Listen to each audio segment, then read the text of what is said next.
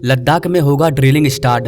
Exploration का काम खत्म हुआ, अब बारी है ड्रिलिंग की। आपको बता दें गाइस कि लद्दाख में 14,000 फीट की ऊंचाई पर भारत का पहला जियो थर्मल एनर्जी प्रोजेक्ट है और फाइनली इसका जो एक्सप्लोरेशन है वो कंप्लीट हो चुका है। अब यहाँ पर ड्रिलिंग शुरू होने वाली है और इसकी खुशखबरी दी है ONGC ने। तो इस वीडियो में हम लोग जानेंगे कि भारत का पहला जियो थर्मल प्रोजेक्ट वर्ल्ड का सबसे हाईएस्ट थर्मल प्रोजेक्ट कैसे है, यहाँ पर ड्रिलिंग शुरू होने से भारत को क्या फायदा होगा, कि लोगों को क्या फायदा होगा, ये जियो थर्मल प्रोजेक्ट आखिर होता क्या है, आखिर क्यों ये न्यूज हमारे लिए काफी इंपॉर्टेंट है, इससे भारत के विकास में और क्या ग्रोथ देखने को मिलेगा।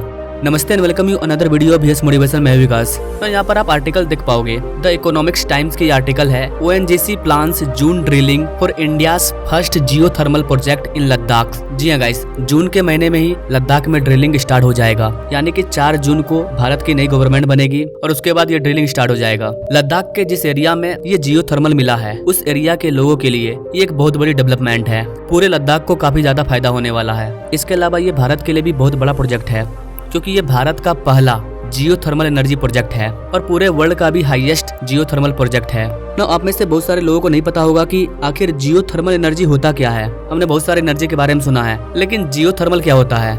Late me explain. Geothermal को आप अगर सिंपल लैंग्वेज में समझिए तो बेसिकली ये एक प्रकार का हीट है जो कि हमें धरती के अंदर देखने को मिलता है और इस हीट से इलेक्ट्रिसिटी को जनरेट किया जाता है। इसमें एनवायरनमेंट का कोई नुकसान नहीं होता है। आपने भी भारत में कई ऐसे स्थान को देखा होगा जहाँ का पानी काफी गर्म होता है, धुआं निकलता है, जिसको हम लोग कुंड वगैरह के नाम से जानते हैं। ठंड मौसम में भी आपको वहाँ पर खौलता हुआ पानी दिख जाएगा, पानी से भाप निकलता हुआ दिख जाएगा। इस तरह के भारत में कई कुंड है। बेसिकली इसके पीछे का जो रीजन है वो है जियो थर्मल। अर्थ के नीचे एक प्रकार का हीट होता है जो पानी के रूप में या फिर भाप के रूप में निकलता है। तो साइंस ने क्या किया कि इसी गर्म पानी को, इसी जियो थर्मल के हीट को एनर्जी में कन्वर्ट कर दिया और इससे बिजली बनाया जाने लगा। नाउ लद्दाख में ये चीज कहाँ देखने को मिला है? तो लद्दाख में एक जगह है पुगा वैली। आप यहाँ मैप पर देख सकते हैं, लद्दाख में है पुगा वैली। ये लद्दाख की चांगथांग वैली में लोकेटेड है। चांगथांग वैली लद्दाख का एक टूरिस्ट प्लेस भी है। वहाँ से 22 किलोमीटर की दूरी पर ये पुगा वैली है। यहाँ पर बहुत सारी जियो थर्मल एक्टिविटी होते रहती है। यहाँ पर जियो थर्मल है या नहीं है, इसका एक्सप्लोरेशन 2008 में ही किया गया था और अब इतने साल बाद ये कंफर्म हो चुका है कि यहाँ पर जियो थर्मल मौजूद है और यहाँ पर ड्रिलिंग भी स्टार्ट हो जाएगा जून में। यहाँ पर ONGC जो ड्रिलिंग करेगी उसकी गहराई हजार फीट की होने वाली है।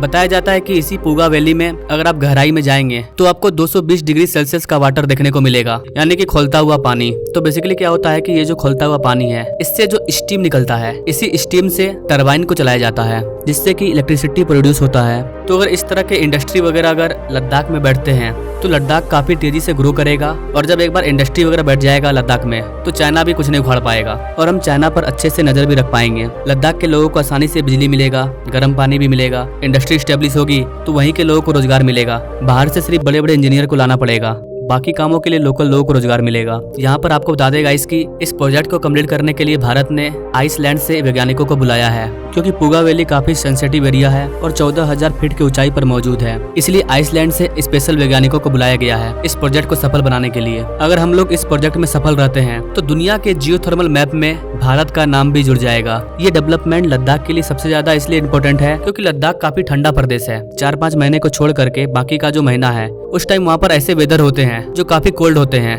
ऐसे में उनको स्पेस हीटिंग मिलेगा और एक नए तरीके से इलेक्ट्रिसिटी मिलेगा। बताया जा रहा है कि इस प्रोजेक्ट के अंदर सरकार का टारगेट है कि यहाँ पर कम से कम 20 मेगावाट कैपेसिटी का प्लांट को बैठाया जाएगा जिससे कि वहाँ के 4,000 घरों को बिजली मिलेगा। लेकिन स्टार्टिंग में सिर्फ 1 मेगावाट की कैपेसिटी का प्लांट को सेटअप किया जाएगा जिससे कि वहाँ के 200 घरों को बिजली मिलेगा। उसके 1 साल बाद 400 घरों तक बिजली पहुँचाया जाएगा और इसी पोटेंशियल में आगे जाकर के इसे 20 मेगावाट से 200 मेगावाट तक पहुँचाया जाएगा। तो मेन चीज तो स्टार्टिंग है। अगर ये सक्सेसफुली स्टार्ट हो गया तो फिर आगे और डेवलपमेंट देखने को मिलेंगे। जाते जाते आपको बता देगा इसकी अपने प्यारे भारत के अंदर जियो थर्मल एनर्जी का जो पोटेंशियल है वो कई राज्यों में देखने को मिलता है।